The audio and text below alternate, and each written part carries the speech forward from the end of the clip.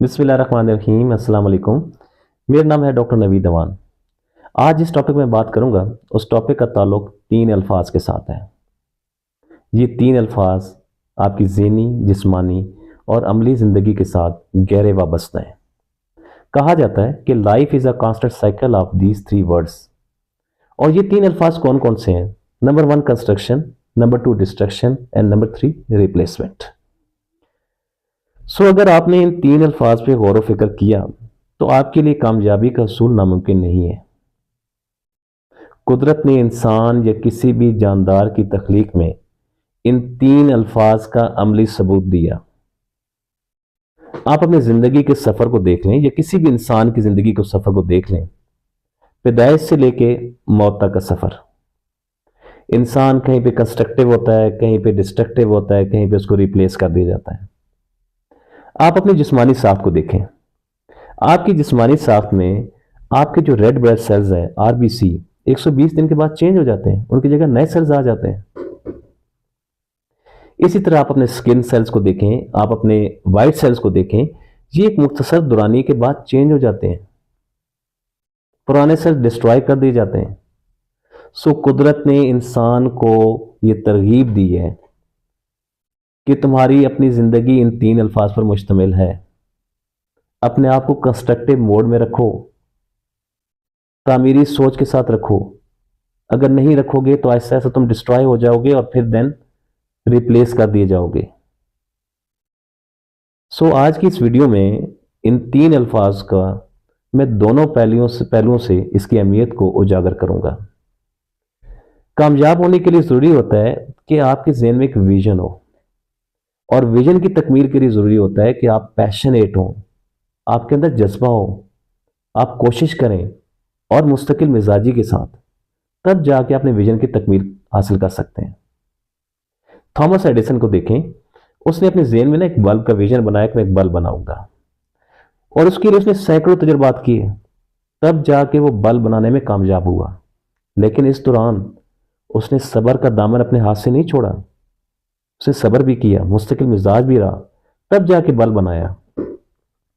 Construction क्या होता है? कंस्ट्रक्शन ये होता है कि जब आप अपने ज़हन में आप नए आइडियाज लेके आ रहे होते हैं, नई सोच लेके आ रहे होते हैं, नया बिजनेस स्टार्ट कर रहे होते हैं, नए लोगों से मिल रहे होते हैं, नई चीज़ों को एक्सप्लोर कर रहे होते हैं, नए रिश्ते बना रहे होते हैं।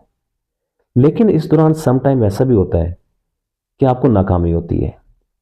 आप एक आइडिया लेके आते हैं, आप एक बिजनेस स्टार्ट करते हैं, बिजनेस फ्लॉप हो जाता है, ये आपका रिश्ता टूट जाता है। तो इस स्टेज पे मायूस नहीं होना चाहिए, ये आपकी डिस्ट्रक्शन है। स्टीव जॉब्स को देखें, जिसने एप्पल कंपनी की फाउंडेशन में उसके साथ था, एप्पल कंपनी की उसने बुनियाद रखी थी। लेकिन एक टाइम ऐसा आया कि स्टीव जॉब्स को उस कंपनी से निकाल दिया गया। वहां पे वो नाकाम नहीं हुआ, उसने नई राह तलाश की। डिस्ट्रक्शन तकलीफ दे होती है, तकलीफ जरूर होती है कि जब आपका आइडिया फ्लॉप हो जाता है, आप नाकाम हो जाते हैं। लेकिन यह भी याद रखिएगा कि नाकामियां ही कामयाबी की तरफ लेके जाती हैं। किसी इंसान को कभी आपने नहीं देखा होगा कि रात को सोए और सुबह कामयाब इंसान बन चुका है। कामयाबी के सफर में उसे कई बार नाकामियों का सामना करना पड़ता है। वो अपनी नाकामियों से सीखता है, तब जाके वो कामयाब इंसान बनता है। जो डिस्ट्रक्शन है, ये आपकी नाकामी नहीं है, बल्कि आपके लिए एक स्टेप है रिप्लेसमेंट का, नई राह तलाश करने का, नई मंजिल तलाश करने का। Destruction is the name of rebuilding, reinventing and replacing the old into new ones. कि डिस्ट्रक्शन आपके लिए नई राह की तलाश है, नए रास्तों की तलाश है। अपने आप को कभी मायूस ना करें, हमेशा उस ट्रैक के साथ जुड़े रहें। तो एक तो पहलू ये है कि आप अपने आप को कंस्ट्रक्शन, डिस्ट्रक्शन या रिप्लेसमेंट पे लेके जाते हैं। आपने कुछ इंसानों को देखा होगा कि वो बहुत ही तामीराती सोच के साथ आते हैं और वक्त के साथ साथ अपने आप को चेंज करते रहते हैं। जो चीज़ उनके लिए फायदेमंद नहीं होती उसको उठा के दूसरी तरफ फेंक देते हैं और उसकी जगह नई चीज़ों को ले आते हैं। एक सिंपल सी मिसाल मैं आपको दूंगा। एक कंपनी एक बंदे को हायर करती है और कंपनी जब देखती है कि ये बंदा हमारे लिए प्रोडक्टिव नहीं रहा, तो कंपनी उसको उठा के साइड लाइन कर देती है या फायर कर देती है और उसकी जगह नए बंदे को अपॉइंट कर देती है। आपने एक सूट पहना, बड़ा सूट आपको खूबसूरत अच्छा लगा, एक टाइम ऐसा आता है कि आप उस सूट से ना बोर हो जाते हैं, तंग आ जाते हैं। जब वो सूट फट जाता है, क्या करते हैं? उसको उठा के परे फेंकते हैं, उसकी जगह नया सूट पहन लेते हैं। इसी तरह आपकी लाइफ में भी ऐसी ही प्रोसेस है कि कंस्ट्रक्शन, डिस्ट्रक्शन, रिप्लेसमेंट ये साथ साथ चल रही होती है। अब आपके ऊपर डिपेंड करता है कि आप अपने आप को कंस्ट्रक्टिव मोड में रखते हैं, डिस्ट्रॉय करते हैं, या अपने आप को रिप्लेस करते हैं। क्या होता है, ये आपके ऊपर डिपेंड करता है। कहा जाता है कि लाइफ जो है, it is the name of growth. अब ग्रोथ क्या चीज है? ग्रो करना, बढ़ना। चाहे वो ग्रोथ आपकी एजुकेशन की हो, चाहे आपकी स्किल्स की हो, चाहे वो ग्रोथ आपकी फिजिकल हो, आपने ग्रो करना होता है, आगे बढ़ना होता है। और ग्रोथ के बारे में कहा जाता है कि growth is not staying at the same place, कि ग्रोथ कभी एक जगह रुकने का नाम नहीं होता, ये आगे बढ़ने का नाम होता है। It is about breaking, rebuilding and becoming unstoppable. इसका मतलब ये है कि ग्रोथ जो होती है वो एक जगह नहीं रुकती, ये बढ़ती रहती है, आगे जाने सोआन चलती रहती है। और इसके अंदर उसके इस ग्रोथ के इस प्रोसेस के दौरान कई बार कहीं पे आप टूटते हैं, कहीं पे जुड़ते हैं, कहीं पे आगे बढ़ते हैं, नए स्टेप लेते हैं। सो अपने आप को ग्रोथ के प्रोसेस में रखें, ग्रोइंग मोड में रखें। यही आपका कंस्ट्रक्टिव मोड है।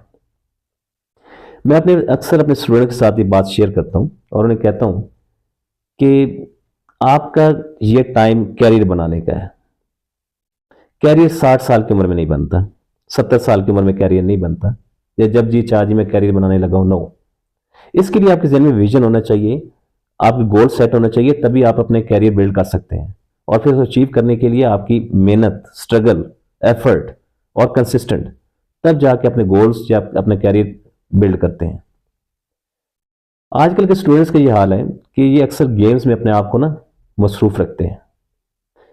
तो अगर आप एक गेम बार बार आप देख रहे होते हैं, उसको प्ले कर रहे होते हैं, तो आपका जो दिमाग जो होता है वो एक ही किस्म की एक्टिविटी में अपने आप को जब बार बार उसको एक्सर्ट करता है, अब्जॉर्ब करता है, तो एक टाइम ऐसा आता है कि आपके जो सेल्स होते हैं ये डिस्ट्रॉय होना शुरू हो जाते हैं, लेजी होना शुरू हो जाते हैं, आप खुद लेजी होना शुरू हो जाते हैं, आप किसी काम में करने को दिल नहीं करता, आपके अंदर बिहेवियर प्रॉब्लम्स आना शुरू हो जाते हैं, क्योंकि आपके ब्रेन को कोई नई एक्टिविटी नहीं मिली और ऐसा ऐसा वो इनएक्टिव हो गया। और उसके रिजल्ट क्या होता है कि आपके जो सेल्स होते हैं वो डिस्ट्रॉय होना शुरू हो जाते हैं, आप लेजी होना शुरू हो जाते हैं, एंड देन आपको रिप्लेस कर दिया जाता है। सो अपनी लाइफ के अंदर एक्टिविटी लाएं, नई चीज़ों को लाएं, अपने आप को कंस्ट्रक्टिव मोड में रखें। हमेशा याद रखें कि लाइफ के अंदर जहाँ पे आपको ये 3 मराहिल मिलते हैं, वहाँ पे आपको ये भी सुनने को मिलता है कि हर अरूज के बाद एक सवाल होता है। अरूज से मुराद, चाहे आपने शोहरत हासिल कर ली, चाहे आपने पैसा हासिल कर लिया, चाहे आपने कोई कैरियर बना लिया, आप पीक पे पहुंच चुके हैं, देन अक्लमंद इंसान वो होता है जो अपने उस अरूज को कायम रखता है और अपने आप को बुरे वक्त के लिए तैयार रखता है। आपने कभी किसी से ये नहीं सुना होगा कि अपने आप को अच्छे वक्त के लिए तैयार करो, बल्कि हमेशा आपने ये सुना होगा कि अपने आप को बुरे वक्त के लिए तैयार रखो। और बुरे वक्त से मुराद क्या है? आपका जवाल। सो हमेशा अपने आप को उसके लिए तैयार रखें, अपने आप को कंस्ट्रक्टिव मोड में रखें।